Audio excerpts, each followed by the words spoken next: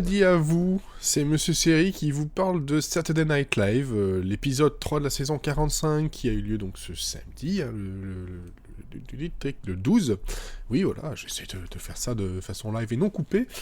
Un épisode qui continue dans la lignée de améliorer, hein, parce que le premier était vraiment très très bas. Ça s'améliore, ça devient plus cohérent, plus consistant dans la qualité. Le host, c'était David Harbour, que vous connaissez sans doute pour son rôle dans Stranger Things, et l'invité musical était Camilla Cabello. Cabello. C'est pas un poisson. Non, c'est Camilla Cabello. Cabello, désolé, hein, je connais pas bien tout ça, moi, vous savez, je suis vieux. Bref. Qu'est-ce qu'il y avait dans cet épisode niveau listing? On avait, dans le désordre, on avait donc forcément le cold open qui était CNN Town Hall centré avec un Anderson Cooper joué par Alex Moffat du meilleur effet. On avait un sketch sur une grand-mère, des grands-parents italiens et une sauce. C'était un peu étrange. On avait le Weekend Update, forcément. On avait Peter, Paula et Murray, qui était une espèce de petit groupe de musique dans les années 60, dans une espèce d'émission de variété. C'était pas mal du tout. On avait une parodie du Joker, forcément, voilà, c'est dans l'actualité. Donc, ça s'appelle Grouch. On part du côté de 1 rue Sésame. On avait Court Show, où en gros Cecily Strong était un juge dans des affaires qui mettait en scène des chiens, beaucoup de chiens, ça faut le retenir, il y a beaucoup de chiens. On avait aussi Little Miss Teacher's Friend qui joue sur le côté les chouchous du prof, en tout cas ceux qui aimeraient bien être le chouchou du prof. On avait une fausse pub Father Son Podcasting Microphone. On avait Soul Cycle qui parlait d'un espèce de centre de sport.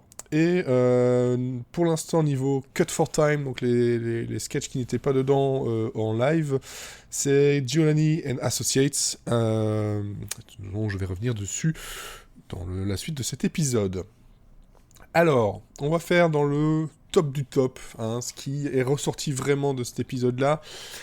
C'est clairement Grouch, donc la parodie du Joker, où en gros ils ont été chercher le personnage d'un rue Sésame, Sesame Street, et ils ont mis tout un tas, donc toutes les poupées en général, ici c'était des comédiens, et dans la vibe justement de The Joker, et c'était vraiment, mais alors top, le genre de choses que Saturday Night Live fait super bien. Les parodies de trailers ou ce genre de choses, comme il y avait eu Papyrus avec Ryan Gosling il y a 2 ans peut-être, peut-être même 3.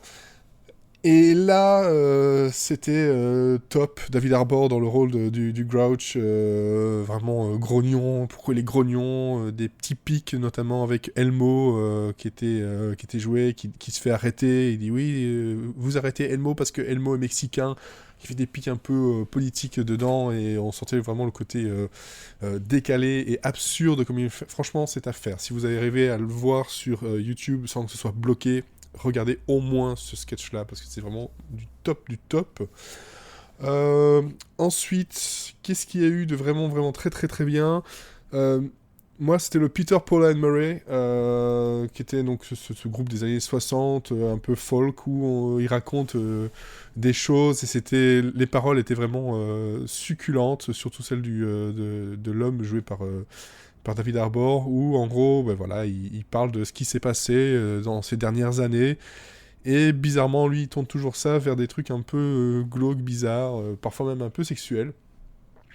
Mais avec le côté noir et blanc, très gentil, façon Papas and Mamas dans les années 60. C'était bien décalé, vraiment du top du top. Je reviens dans l'ordre de ma liste, excusez-moi. Donc, Father-Son Podcasting Microphone. Donc là, c'est Kyle Mooney qui nous fait une pub avec David Harbour sur un micro qui permet de créer un podcast avec son père pour éviter les problèmes les father issues, hein, pouvoir discuter ensemble l'un et l'autre, pouvoir discuter plein de choses, alors que d'habitude ils ne le feront pas, mais avec le podcasting ils le font.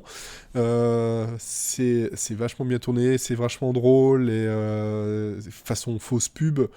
J'ai vraiment bien apprécié aussi le fait que dès que Kyle Mooney, donc qui joue le fils, essaie d'ouvrir sur une question un peu plus piquante, le père joué par David Harbour part sur une pub pour Squarespace. C'était vraiment bien rythmé et vraiment très très cool. Sinon, Court Show avec les chiens, c'était mignon de voir des chiens, des petites bagarres entre les maîtres, espèce de fausses émissions de tribunal. Ce qui était drôle surtout, c'est de voir que, comme il y a des chiens, ils sont pas tous forcément super bien dressés, et Cecily Strong a eu mal à faire avec un petit carlin, donc ce qui a amené à des petits fous rires, en tout cas essayer de rester dans leur rôle. Voilà, donc si vous aimez les chiens, comme Michel Drucker, je pense que ça pourrait vous plaire. Euh, Sinon, voilà, Little Miss Teacher's Friend, Eddie Brand qui joue encore un enfant, le côté chouchou. En fait, elle connaît tous les profs, c'est ses amis, et ils essaient de faire une espèce de élection de la nouvelle, du nouveau chouchou, et ça joue sur ce décalage-là. C'est assez drôle. Ça se raconte pas vraiment, ça se regarde, mais c'est assez drôle dans l'ensemble. Le Weekend Update, on a eu comme dans le monologue, on a pu voir que Pete Davidson était de retour. Pour combien de temps? On n'en sait rien. Est-ce que vraiment c'était nécessaire? Finalement, je sais pas. Il y a eu une période Pete Davidson, maintenant je pense qu'elle est un peu passée. Le Weekend Update était sympa sans plus, encore une fois très très politique. Ce qu'il n'y avait pas dans les sketchs, ils le mettent dans le Weekend Update. En même temps, l'actualité est ce qu'elle est. Ça marche plus ou moins, le côté un peu bro de Colin Jost et Michael Che. Ici était un peu en dessous, on sentait qu'ils étaient limite à un côté de l'autre parce qu'il fallait bien, mais il n'y avait pas vraiment d'interaction. C'est ce qui est un peu dommage, c'est ce qui ressort beaucoup en fait finalement ces derniers temps.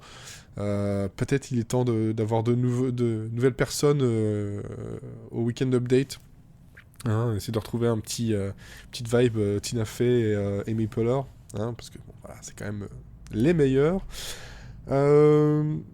Dans les moins bons, Soul Cycle, même si Bowen Yang, une des nouvelles recrues, qui est vraiment excellente, a sorti son épingle du jeu. Ce truc de coach, de vélo, de sport, espèce de façon casting, avec des anecdotes plus ou moins bizarres. C'était un peu longué. C'est un peu longué, mais voilà, ça pouvait un peu passer. Le cold open très politique fonctionnait bien. Woody Harrelson qui revenait en Biden. On avait, comment il s'appelle, Lin-Manuel Miranda. Si je me trompe pas, je suis en train de vérifier dans mes notes. Excusez-moi. Voilà, Lin-Manuel Miranda qui était là dans le rôle du Latino Obama de Julian Castro. C'était vraiment très très drôle de voir ces moments-là, parce qu'au début c'était un peu faible. Kate McKinnon qui est stellaire, peu importe ce qu'elle fait, elle est stellaire, elle est complètement folle, c'est génial. Dans son rôle de Elizabeth Warren, elle se lâche totalement, c'est vraiment drôle. Au niveau caméo, on avait Billy Porter de Pose qui était là dans le côté... c'était un sketch très LGBTQ pour CNN. Et Colin Jost qui jouait le meilleur Pete Buttigieg. Façon un peu Playmobil, il vient de Harvard mais il sait pas comment mettre ses mains. Voilà, c'est plein de petits pics très très politiques, mais encore une fois, je vais te le dire à chaque fois, mais... si on n'est pas au fait de l'actualité politique et de comment fonctionne l'actualité politique aux États-Unis, c'est des choses des petits pics, des petites parodies qu'on n'aurait pas forcément. Heureusement, ce n'est pas tous les sketchs comme ça, donc ça permet de pouvoir regarder ça sans déplaisir. Et je vérifie Dans les sketchs, il y avait Sauce, donc, où en gros David Harbour était déguisé en vieille grand-mère italienne et Kate McKinnon en grand-père italien. Et c'était un moment gênant où les petits-enfants venaient dans la maison et ils parlaient d'une sauce. Et en gros, c'était tourné tout autour du sexe. Euh, Dispensable. Clairement dispensable. Il y a quelques petits rires. Voilà, et puis surtout, c'est un moment où David Harbour était un petit peu plus à l'aise parce que la plupart du temps, il avait tendance à se rattraper sur voilà, sur les cue cards, donc les espèces de grosses cartes où il y a le texte pour éviter les trous de mémoire, en tout cas un maximum. Mais on avait ce regard, on voyait bien qu'il cherchait à chaque fois ces cartes-là. D'ailleurs, c'est un effet assez étrange quand on regarde, en tout cas pour la première fois, et quand on ne sait pas comment ça fonctionne, le Saturday Night Live, c'est que parfois on a l'impression que les gens, même s'ils doivent se parler l'un l'autre, ils ne se regardent pas vraiment. Pourquoi ? Parce qu'en fait, ils sont en train d'essayer de garder leur texte et de se souvenir de ce qu'ils devaient dire, parce que tout est préparé sur une semaine de temps. C'est pas genre, ils ont 2 mois, non, c'est l'écriture, les répétitions, tout se fait sur une semaine de temps avant de passer en live le samedi soir, ce qui était un exercice très très difficile. Mais bon, par la suite, Harbour a fini par être un peu plus à l'aise. C'était beaucoup plus intéressant. D'ailleurs, son monologue était intéressant parce qu'on avait enfin un retour sur le petit tour derrière les coulisses et ils ont joué sur la carte Stranger Things et le Upside World, c'est ça, le Upside World, où on a pu voir donc Pete Davidson, on a pu revoir aussi Lorne Michaels, donc le producteur, créateur de Saturday Night Live historique, Kenan Thompson qui jouait le rôle un peu du pendant Upside World de Lorne Michaels. Est-ce que c'est un petit pic pour dire que c'est peut-être lui qui pourrait reprendre un peu les rênes de la production, remplacer Lorne Michaels? Est-ce qu'il serait remplacé? Il y a plein de rumeurs comme ça qui sont en cours. C'était sympathique, ça commençait bien le petit sketch, un petit clin d'œil avec Eddie Bryant et un clin d'œil à Barb, le personnage de Stranger Things. Et je pense que c'est tout. Je regarde, voilà. Ah oui, si, il y a le Cut for Time, qui est un sketch sur Rudy Giuliani, façon infomerciale, où il vend son cabinet d'avocat avec les deux personnes qui avaient aidé niveau russe à certains... Ouais, il y a eu tout un tas de trucs politiquement dernièrement où il y avait des personnes qui ont été arrêtées, qui auraient fait fuiter des informations, auraient été mélangées dans l'élection, dans plein de choses. Enfin voilà, c'est le bordel de l'impeachment hein, de toute façon, et il joue sur cette carte-là, peut-être un peu trop sur le cliché, mais ça restait drôle. Je pense que c'est le sketch qui, très franchement, aurait pu se mettre à la place de Sauce. Mais peut-être que le côté politique a voulu qu'on leur dise non, on a déjà assez de politique dans le Weekend Update, on en a aussi dans le Cold Open. Donc maintenant, il faut essayer peut-être de régler un peu tout ça, de tout gérer.